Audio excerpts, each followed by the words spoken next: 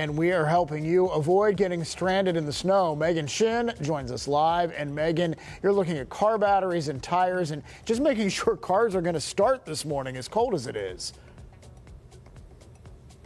Yeah, and it is really a sticking point in your morning routine, right? If your car is all of a sudden not working. So we want to make sure that you're prepared for whatever might happen today with your car, and that especially includes the battery, right? So you want to make sure you turn the car on every 3 to 4 hours. Get that battery going if you can early before you head out the house. It is all because of those molecules in the battery just kind of slowing down and not bouncing around as much when it's this cold, right? So we spoke with Timothy Dietz with Troubleshooters Auto Shop. He's one of the owners there in Ross Township, and he says it's super important to do that to keep the power going. So starting it occasionally helps prevent the worst from happening when you're getting outside of your home.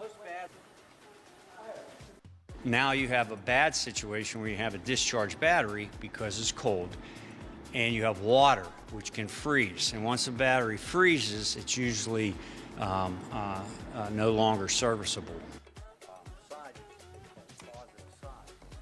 That is good to know. And Troubleshooters is an auto shop where AAA actually tows to. So he estimates they'll see 20 to 30 more cars during this frigid weather. And AAA says dead batteries are the #1 call they get when it's this cold and frigid outside. So build in time to check your car before you need to run out the door.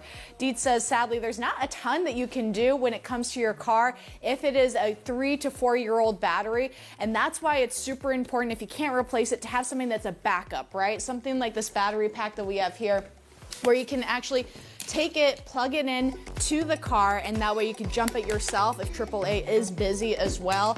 And coming up here at 5:30, we'll tell you more about the optimal amount of time to start your car before you head out on the road, and also how much fuel you might want in your car before you head out too. All right, a battery pack, really good idea. All right, so really quickly, what about the tires? Because I know when it gets this cold, my sensor always goes off, like low tire pressure, and they're not necessarily low. Yeah, that's true. And I told you earlier my husband's car is all good to go, but actually we have the low tire pressure signal on here in his car too.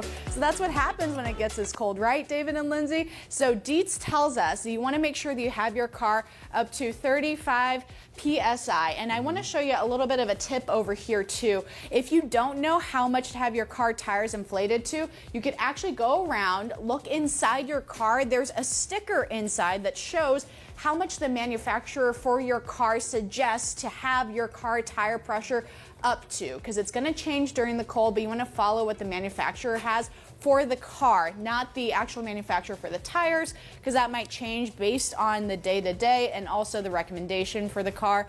So go with what your car manufacturer has to say. But if you don't know and you still can't find that sticker, 35 PSI is the recommended amount. Oh, I mean, that's such good advice because I never remember. Right, And but I it's forget right to there, look. It's right on the there. sticker. Right? Oh, All right, thanks, Megan.